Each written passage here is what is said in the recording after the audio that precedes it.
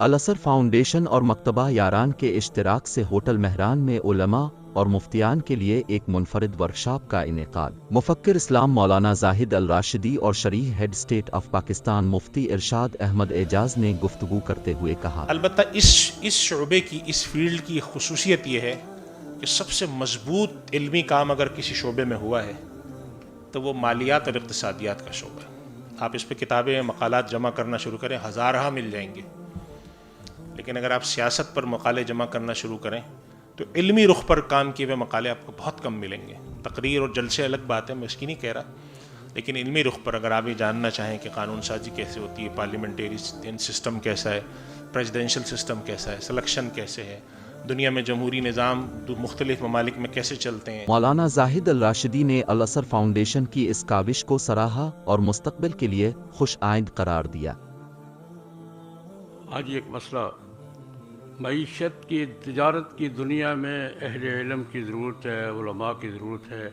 تجارت کی دنیا میں، تجارت کے ماحول میں، معیشت کے ماحول میں ماہرین، اسلامی ماہرین کی ضرورت پوری کرنا اصلاً ذمہ داری کس کی ہے؟ تجارت مدرسوں میں ہو رہی ہے، مارکیٹ میں ہو رہی ہے۔ مارکیٹ کی ذمہ داری ریاستی ایجوکیشن سسٹم کی ضرورت ہے، وہ ذمہ داری ہے۔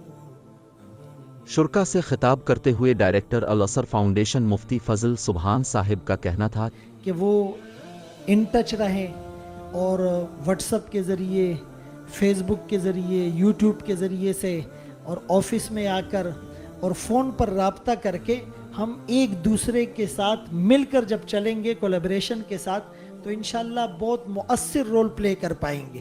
جیسے میں نے شروع میں کہا تھا، اس وقت ہمیں چاہیے کہ ہم ایمرجنسی صورتحال کو اپنے اوپر نافذ کریں، تو بہت زیادہ کام کی ضرورت ہے، بڑا میدان ہے، بہت فتنے ہیں۔ ورکشاپ میں کراچی بھر کے مختلف دینی، عصری تعلیمی اداروں کے ذمہ داران سمیت آن لائن دنیا کے مختلف ممالک سے علماء اور اسکالرز نے شرکت کی۔ علاوہ ازیں ملک کے نامور علماء کرام، بزنس کمیونٹی، میڈیا پرسن اور دیگر شعبہ ہائے زندگی سے وابستہ چیدہ شخصیات بھی پروگرام میں شریک ہوئیں۔ ورکشاپ کے اختتام پر شرکا میں سرٹیفکیٹس اور مہمانوں میں شیلڈز کی تقسیم ہوئی۔ دینی پروگرامز کی پروفیشنل میڈیا کوریج کا بااعتماد نام، میسج ٹی وی۔